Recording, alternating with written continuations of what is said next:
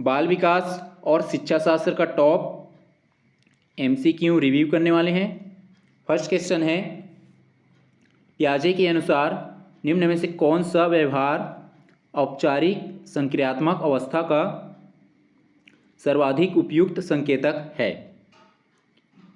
इसका सही जवाब हो जाएगा ऑप्शन सी, परिकल्पनात्मक निगमनात्मक चिंतन।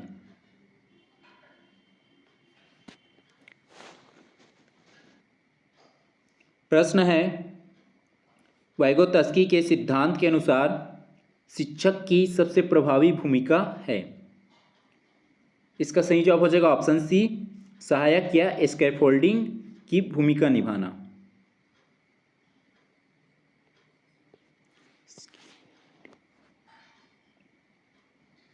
प्रश्न है, निम्न में से कौन सा कथन रचनावादी शिक्षा शास्त्र के सबसे अधिक विपरीत है? विपरीत मतलब उसके जो रचनावादी शिक्षा शास्त्र है उसके विपरीत मतलब उसके उल्टा है या अपोजिट है, उसको बताना है। ऑप्शन ए, छात्र अपने अनुभव से ज्ञान का निर्माण करता है। अपने अनुभव से ज्ञान का निर्माण करें मतलब यहाँ पे रचनावादी शिक्षा शास्त्र की बात हो रहा है, यहाँ पे हमें उसके अपोजिट बताना है, ये वाला नहीं होगा ऑप्शन। उसके बाद नेक्स्ट है, शिक्षक अधिगम का मार्गदर्शक होता है। शिक्षक जो है टीचर, अधिगम जो लर्निंग है लर्नर, उसका मार्गदर्शक होता है, ये भी नहीं आएगा इसमें। उसके बाद जो है सीखना सामाजिक अंतःक्रिया से होता है, ये वाला भी कथन नहीं आएगा। कथन डी है, शिक्षक द्वारा पूर्व निर्धारित उत्तर याद कराना। तो शिक्षक द्वारा पूर्व निर्धारित उत्तर याद कराना ये रचनावादी सिद्धांत नहीं है, यह रचनावादी जो शिक्षा शास्त्र है उसकी विशेषता, यह महत्व नहीं है। तो ऑप्शन डी हो जाएगा, हमें विपरीत बताना था, तो ये जो है ऑप्शन डी उसकी विपरीत है।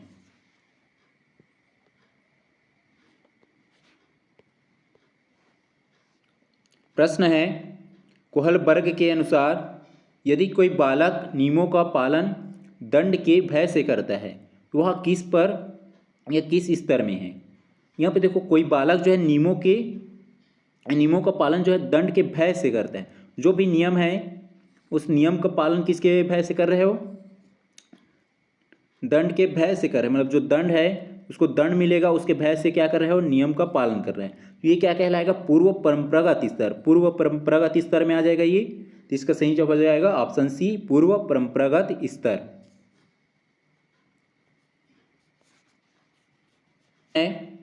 अधिगम स्थानांतरण के संदर्भ में यदि गणित सीखने से तर्क शक्ति तो बढ़े लेकिन भाषा पर कोई प्रभाव ना पड़े तो यह कहलाएगा।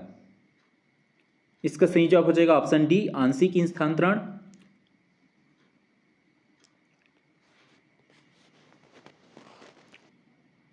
प्रश्न है, बाल विकास के संदर्भ में निम्न कथनों पर विचार कीजिए।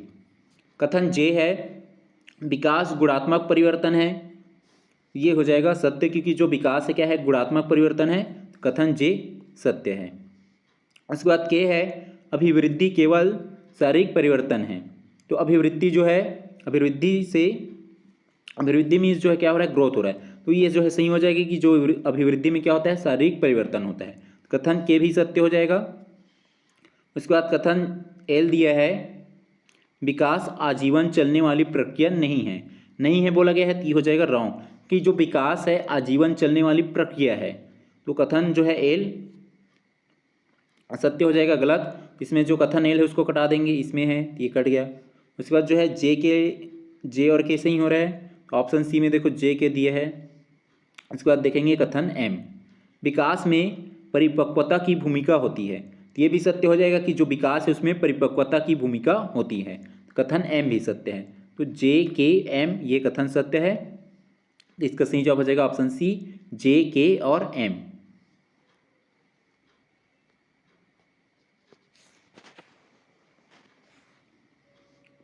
प्रश्न है, अधिगम के संबंध में निम्न में से कौन सा कथन सत्य है? कौन सा कथन सत्य है उसको बताना है। कथन जे, अधिगम में व्यवहार अपेक्षाकृत स्थायी परिवर्तन है, कथन जे सत्य हो जाएगा। उसके बाद है कथन के, अधिगम केवल शिक्षण से होता है, ये रॉन्ग हो जाएगा, गलत, क्योंकि यहाँ पे अधिगम या लर्निंग को केवल शिक्षण के माध्यम से बोला जा रहा है। तो जो अधिगम जो है कई कारकों पर डिपेंड है, कई कारकों पर निर्भर है, केवल शिक्षण पर ही निर्भर नहीं है। कथन के गलत हो जाएगा, इसमें कथन के को कटा देंगे, बी में है, सी में भी, ये कट गया।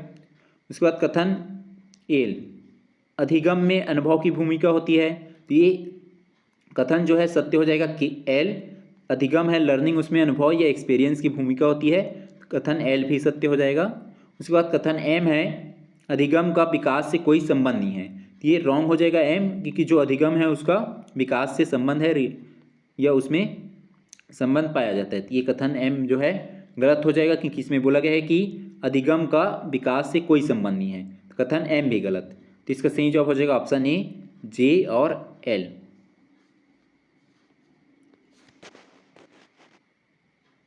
प्रश्न है, समावेशी शिक्षा के संदर्भ में निम्न में से कौन सा कथन सत्य है, उसको बताना है। कथन जे, यह विविधता को स्वीकार करती है, ये सत्य हो जाएगा, क्योंकि जो समावेशी शिक्षा में विविधता की बात होती है, डाइवर्सिटी की बात होती है, कथन जे सत्य हो जाएगा।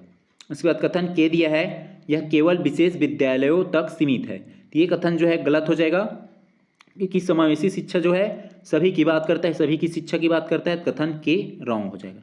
कथन के इसमें कटा देंगे, जिसमें जिसमें है ऑप्शन में, ये ऑप्शन बी में है कट गया, और ऑप्शन सी में है भी कट गया।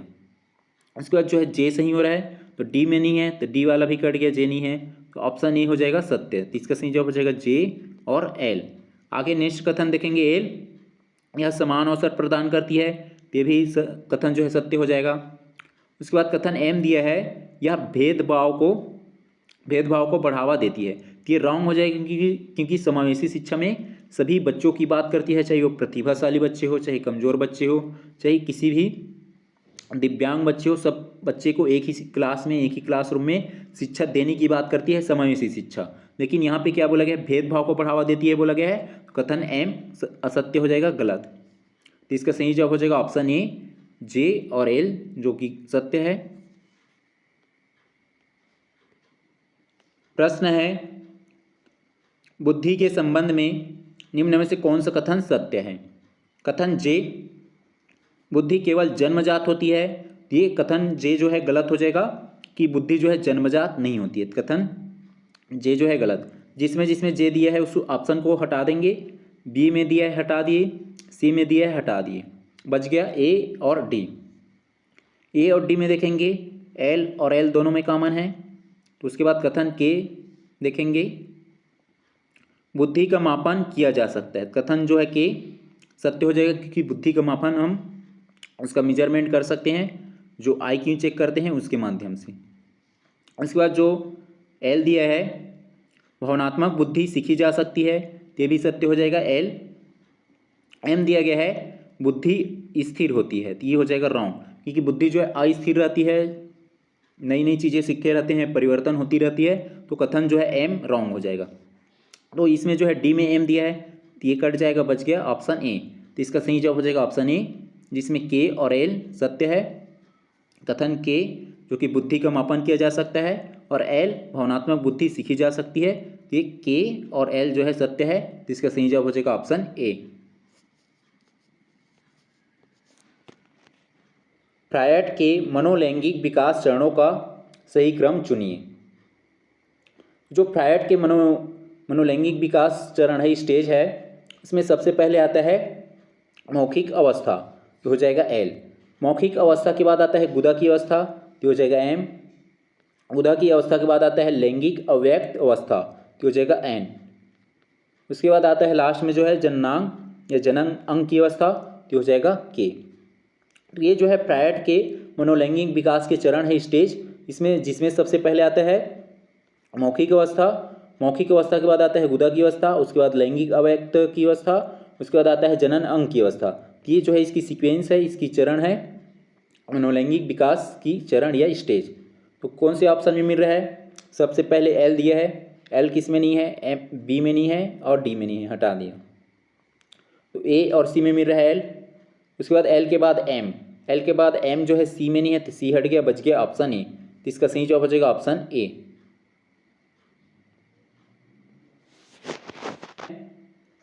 एरिक्सन के मनोसामाजिक विकास चरणों का सही क्रम है।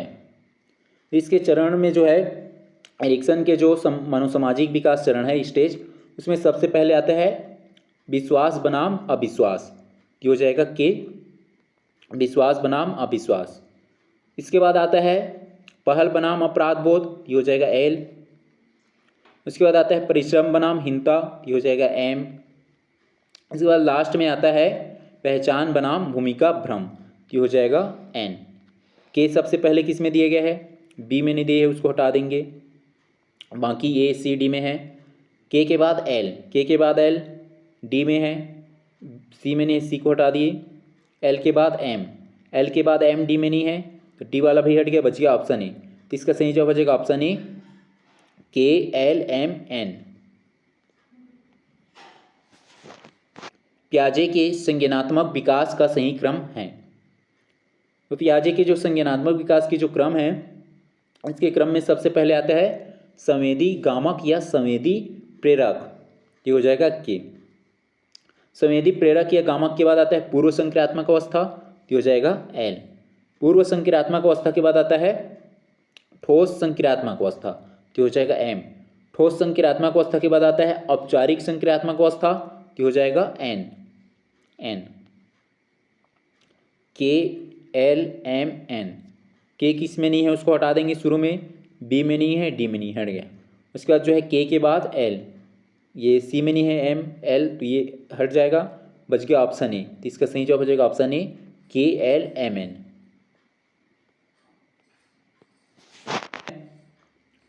अधिगम वक्र के चरणों का सही क्रम है।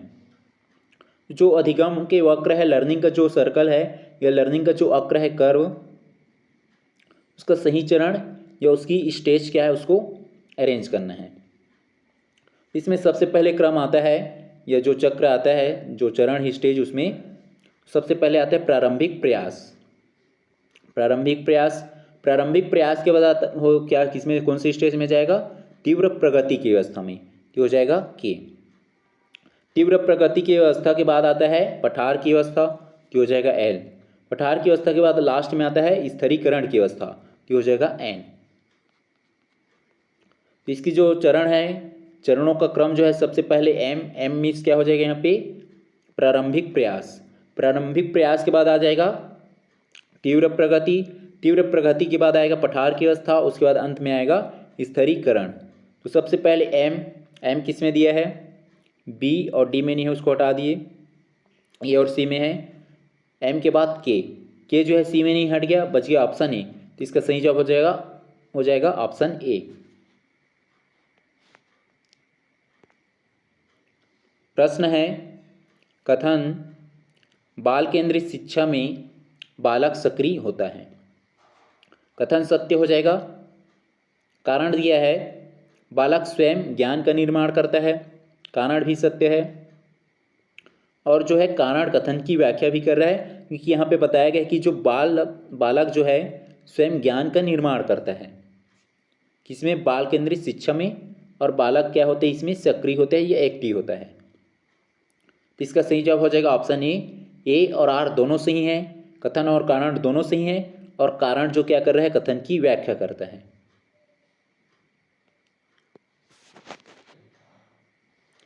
प्रश्न है, कथन दंड से अधिगम प्रभावित होता है। कथन सत्य हो जाएगा, क्योंकि दंड से क्या होगा, जो अधिगम है लर्निंग, ये प्रभावित होंगे या प्रभावी होता है। कारण दिया गया है दंड भय उत्पन्न करता है, स्पष्ट है कि दंड से क्या होगा, भय उत्पन्न होगा। तो ये भय उत्पन्न होगा तो स्पष्ट है कि अधिगम जो है प्रभावी होंगे। तो कथन और कारण दोनों सही हैं, इसका सही जवाब हो जाएगा ऑप्शन ए, दोनों सही हैं। विकास सामाजिक वातावरण से प्रभावित होता है। कथन सत्य हो जाएगा कि जो भाषा का विकास है वो सामाजिक वातावरण से प्रभावित होता है। कारण दिया गया है भाषा केवल जन्मजात क्षमता है, तो कारण जो है असत्य हो जाएगा, गलत, क्योंकि भाषा जो है केवल जन्मजात क्षमता नहीं होता है, तो कारण हो जाएगा गलत। तो जिसमें कथन सत्य है, ऑप्शन ए कट जाएगा, दोनों सही बोला गया है। कथन सही है और कारण गलत है, इसका सही जवाब हो जाएगा ऑप्शन बी।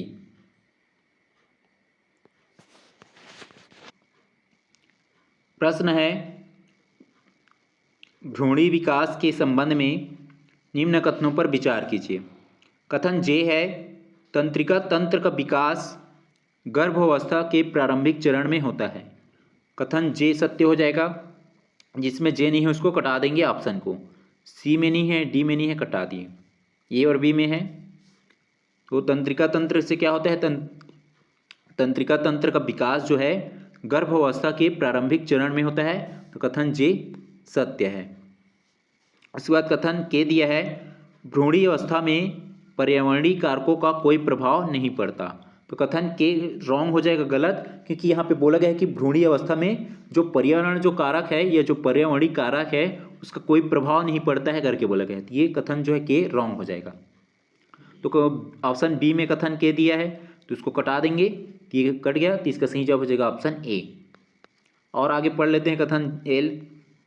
कथन एल में दिया गया है, गर्भकालीन तनाव बालक के भावनात्मक विकास को प्रभावित कर सकता है। तो ये भी सत्य है। उसके बाद एम, वंशानुक्रम विकास की सीमा निर्धारित करता है। तो एम भी सत्य है।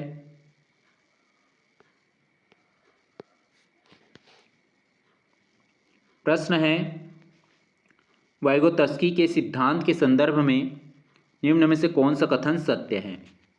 सत्य कथन बताना है, सही कथन। कथन जे दिया है, अधिगम विकास से पहले होता है। अधिगम विकास से पहले होता है करके बोला गया है, ये हो जाएगा सत्य। उसके बाद के दिया गया है, भाषा चिंतन का साधन है, ये भी सत्य है। उसके बाद एल दिया है, जेड पीढ़ी केवल बुद्धिमान बालकों पर लागू होता है। तो ये हो जाएगा रॉन्ग, क्योंकि जो है जेड पीढ़ी जो है केवल बुद्धिमान बालकों पर लागू नहीं होता है, सभी बच्चों पर लागू होता है। कथन जो है एल हो जाएगा रॉन्ग। इसमें देखेंगे कथन एल वाला जिसमें दिया है उसको कटा देंगे। बी में है, सी में है, कट गया। उसके बाद कथन एम दिया है, सामाजिक अंतःक्रिया विकास का आधार है। ये भी सत्य हो जाएगा कि जो सामाजिक अंतःक्रिया है ये विकास का आधार या बेस है। और कथन एम भी सत्य हो गया। कौन कौन से कथन सही हो रहा है, कथन जे, के और एम। जे के एम किस में दिया है, ऑप्शन ए में। तो इसका सही जवाब हो जाएगा ऑप्शन ए, जे के और एम। प्रश्न है, समावेशी शिक्षा के संदर्भ में निम्न में से कौन से कथन सत्य हैं। कथन जे है, पाठ्यक्रम में लचीलापन आवश्यक है। उसके बाद कथन के दिया है, समान शिक्षण विधि सभी के लिए पर्याप्त है। कथन के जो है रॉन्ग हो जाएगा, क्योंकि इसमें बोला गया है कि समान शिक्षण विधि मतलब एक जैसा जो शिक्षण विधि है सभी बच्चों के लिए पर्याप्त है करके बोला गया है। तो ये हो जाएगा रॉन्ग, क्योंकि जो है अलग अलग बच्चे रहेंगे, जैसे बुद्धिशाली या कमज़ोर बच्चे या प्रतिभाशाली, और जो अलग अलग जो इस टाइप का जो है इस तरह के बच्चे रहेंगे, तो सभी को जो हम लोग समान शिक्षण विधि से एक्सप्लेन नहीं कर सकते हैं। तो जो बच्चे कमज़ोर है उसको अच्छे से ध्यान देना पड़ेगा, जो बच्चे प्रतिभाशाली है उसको भी ध्यान देना है। लेकिन यहाँ पे बोला गया है कि समान शिक्षण विधि सभी के लिए पर्याप्त है, तो कथन के जो है रॉन्ग हो जाएगा। तो इसमें जो कथन के है उसको हटा देंगे। बी में है, सी में है, हट गया। उसके बाद नेक्स्ट कथन देखेंगे एल, सहयोगात्मक अधिगम को बढ़ावा दिया जाता है। तो ये कथन जो है एल सत्य हो जाएगा, क्योंकि जो सहयोग है या जो सहयोगात्मक है ये अधिगम लर्निंग को बढ़ावा देता है। ये हो जाएगा एल जो है सत्य। उसके बाद एम है, विविध आवश्यकताओं की को विविध जो या विभिन्न जो या विविध जो आवश्यकता है वो आवश्यकताओं को समस्या माना जाता है। किसमें, समावेशी शिक्षा में। ये हो जाएगा रॉन्ग, क्योंकि इसमें बोला गया है कि विविध जो आवश्यकता है इसमें समस्या इसको नहीं माना जाता है। समावेशी शिक्षा मतलब सभी बच्चों को, चाहे वो कमज़ोर बच्चे हो, चाहे प्रतिभाशाली बच्चे हो या दिव्यांग बच्चे हो, सभी बच्चे को एक ही क्लासरूम में शिक्षा देने की बात करता है। तो कथन एम जो है रॉन्ग हो जाएगा, क्योंकि यहाँ पे समस्या बोला गया है। तो इसका सही जवाब हो जाएगा ऑप्शन ए, जे और एल सत्य है। ब्रूनर के अभिव्यक्ति के रूपों का सही क्रम चुनिए। तो ये जो ब्रूनर है, ब्रूनर के अभिव्यक्ति के सही क्रम में होता है सबसे पहले क्रियात्मक, क्रियात्मक के बाद होता है चित्रात्मक, चित्रात्मक के बाद आता है प्रतीकात्मक। सबसे पहले एल क्रियात्मक, क्रियात्मक के बाद एम चित्रात्मक। फिर इसके बाद आता है के प्रतीकात्मक। एल किस में दिया है सबसे पहले, बी में नहीं दिया हटा दिए, सी में नहीं दिए हटा दिए। एल के बाद एम किस में दिया है, ऑप्शन ए में, तो इसका सही जवाब हो जाएगा ऑप्शन ए, एल एम के।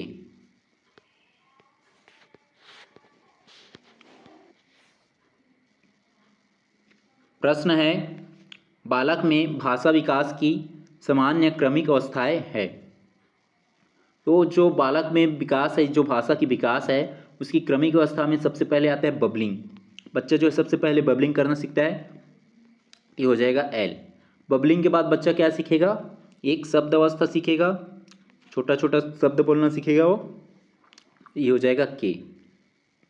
एक शब्द अवस्था के बाद क्या सीखेगा बच्चा, जो है टेलीग्राफिक भाषा, अपने भाषा में वो जो है बात करेंगे या अपने भाषा में जो है बोलेंगे किसी से, ये हो जाएगा एम, टेलीग्राफिक भाषा। टेलीग्राफिक भाषा के बाद बच्चा क्या सीखेगा, धीरे धीरे करके जो है पूर्ण वाक्य सीखने लगेगा, तो हो जाएगा एम।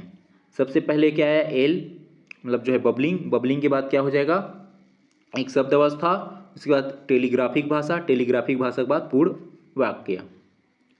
एल कौन से ऑप्शन में दिया है, सबसे पहले एल, बी में नहीं दिए हटा दिए, डी में नहीं दिए हटा दिए, ए और सी में दिया है, एल के बाद के, एल के बाद के किस में दिया, ऑप्शन ए में, तो इसका सही जवाब हो जाएगा ऑप्शन ए। प्रश्न है अधिगम में सूचना प्रसंस्करण के चरणों का सही क्रम है। तो इसमें सबसे पहले जो चरण आता है, जो चरण का जो सही क्रम आता है, इसमें सबसे पहले आता है संवेदी स्मृति, ये हो जाएगा के, या इसको लिख सकते हैं पहला। संवेदी स्मृति के बाद आता है अल्पकालिक स्मृति एम, ये हो जाएगा दूसरा। अल्पकालिक स्मृति के बाद आता है दीर्घकालिक स्मृति, ये हो जाएगा 3। उसके बाद जो है चौथे नंबर पे क्या आ जाएगा, पुनः स्मरण या पुनः स्मरण करना उसको, ये हो जाएगा 4। सबसे पहले क्या आया के के बाद क्या है एम, एम के बाद एल, एल के बाद एन। के किस में दिया है, बी और डी में नहीं दिया है, उसको हटा दिए। के बाद एम, के के बाद एम ए में दिया है, तो इसका सही जवाब हो जाएगा ऑप्शन ए।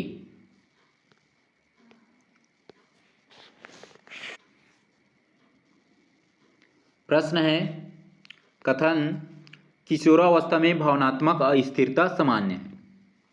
किशोरावस्था होती है उसमें भावनात्मक या जो इमोशनल होता है वो अस्थिर रहता है, ये सामान्य है। कथन जो ए है सत्य हो जाएगा। उसके बाद कारण है इस अवस्था में हार्मोनल परिवर्तन तीव्र होते हैं, कारण भी सत्य है। और जो है कारण कथन की व्याख्या भी कर रहे हैं कि इस अवस्था में क्या होता है, जो हार्मोनल परिवर्तन या चेंजेस तीव्र गति से होते हैं, ये जो है कारण जो है भी सत्य है और कारण जो है कथन की व्याख्या भी करता है। तो इसका सही जवाब हो जाएगा ऑप्शन ए और आर दोनों सही है, कथन और कारण दोनों सही हैं और आर जो है सही व्याख्या करता है किसकी, कथन का। कथन IQ परीक्षण से बालक की संपूर्ण बुद्धि मापी जा सकती है।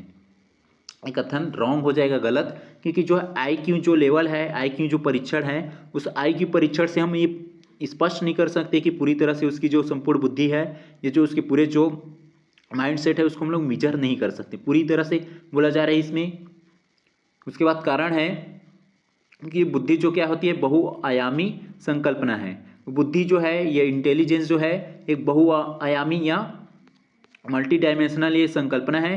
तो इसको हम लोग जो है पूरी तरह से IQ जो लेवल है या IQ परीक्षण है उससे हम बालक की संपूर्ण बुद्धि को मेजर नहीं कर सकते हैं। तो कथन गलत है लेकिन कारण जो है सत्य है। इसका सही जवाब हो जाएगा, जिसमें कथन गलत है, ए गलत है और आर सही है। इसका सही जवाब हो जाएगा ऑप्शन सी।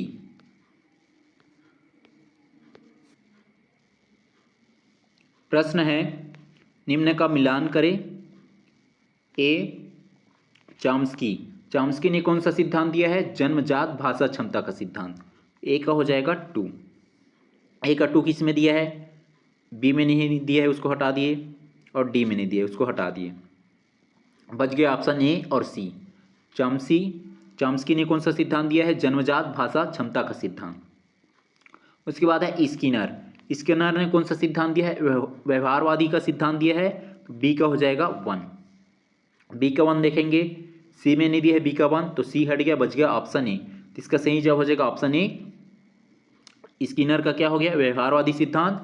उसके बाद बेंडूरा ने कौन सा सिद्धांत दिया है, सामाजिक अधिगम का सिद्धांत दिया है, तो ये सी का 3 हो जाएगा। उसके बाद डी है पावलाव ने कौन सा सिद्धांत दिया है, शास्त्रीय अनुबंधन का सिद्धांत, तो डी का हो जाएगा 4। इसका सही जवाब हो जाएगा ऑप्शन ए।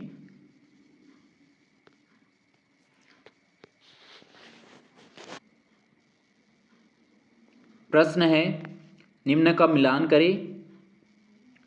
ए वंचित बालक जो क्या है, सामाजिक आर्थिक रूप से अभाव है वो, तो ए का हो जाएगा 2। वंचित बालक मीन्स वो क्या हो, सामाजिक आर्थिक रूप का अभाव हो या सामाजिक आर्थिक रूप से पिछड़े हो। ए का 2 किस में दिया है, बी में नहीं दिया है, उसको हटा देंगे, और डी में नहीं है, उसको भी हटा देंगे। ए और सी में दिया है। उसके बाद बी है प्रतिभावान बालक या प्रतिभाशाली बालक, ये क्या हो जाएगा, अतिरिक्त समृद्धि, बी का हो जाएगा 1। बी का 1 किस में दिया है, सी में नहीं दिया है, उसको हटा देंगे, ऑप्शन ए में दिया है, तो इसका सही जवाब हो जाएगा ऑप्शन ए।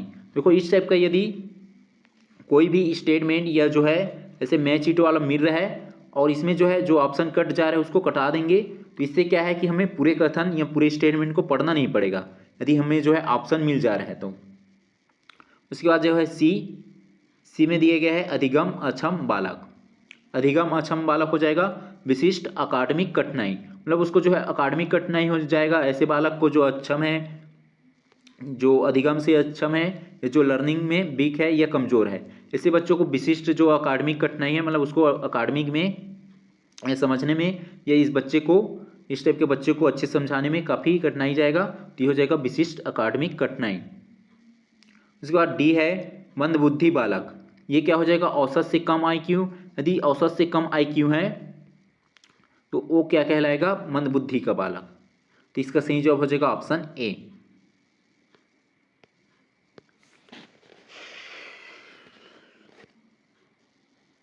प्रश्न है एक शिक्षक पाता है कि कक्षा में एक बालक लगातार असफलता के बाद प्रयास करना छोड़ रहा है, शिक्षक का सबसे उपयुक्त निर्णय क्या होगा।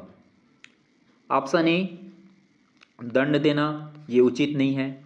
उसके बाद ऑप्शन बी कार्यभार बढ़ाना, ये भी उचित नहीं है, रॉन्ग। उसके बाद सी छोटे छोटे लक्ष्य निर्धारित करना, और ऑप्शन डी दिया है अन्य छात्रों से तुलना करना, तो ऑप्शन डी भी गलत है, क्योंकि जो बच्चे वीक है या बच्चे जो बार बार असफल हो रहे हैं और असफल होने के बाद वो क्या है उसको छोड़ रहे हैं, मतलब प्रयास करना छोड़ रहे हैं, उसको बार बार अभ्यास करने से छोड़ रहे हैं, क्यों छोड़ने के पीछे क्या कारण है, असफलता के बाद, तो जो है डी भी जो है गलत है, क्योंकि बच्चों से हम कंपेयर करेंगे तो उसमें हीन भाव उत्पन्न होगा, तो जो है ऑप्शन सी जो है सत्य हो जाएगा, क्योंकि हम उस बच्चे को छोटे छोटे लक्ष्य दे सकते हैं और छोटे छोटे लक्ष्य निर्धारित कर उसको हम उसकी जो क्षमता है उसको इंक्रीज कर सकते हैं, उसको बढ़ा सकते हैं, और उसको एक अच्छा या मजबूत या अच्छा जो है स्टूडेंट उसको बना सकते हैं, और उसकी जो कमजोरियाँ है उसको हम लोग कमजोरियाँ उसको दूर कर सकते हैं, और धीरे धीरे वो बार बार प्रैक्टिस करके छोटे छोटे लक्ष्य निर्धारित करके उसको अच्छा और एक बेस्ट स्टूडेंट्स बना सकते हैं। है समावेशी कक्षा में एक अधिगम अक्षम बालक के लिए शिक्षक को क्या करना चाहिए। इसका सही जवाब हो जाएगा ऑप्शन सी वैकल्पिक परीक्षण रणनीति अपनाना।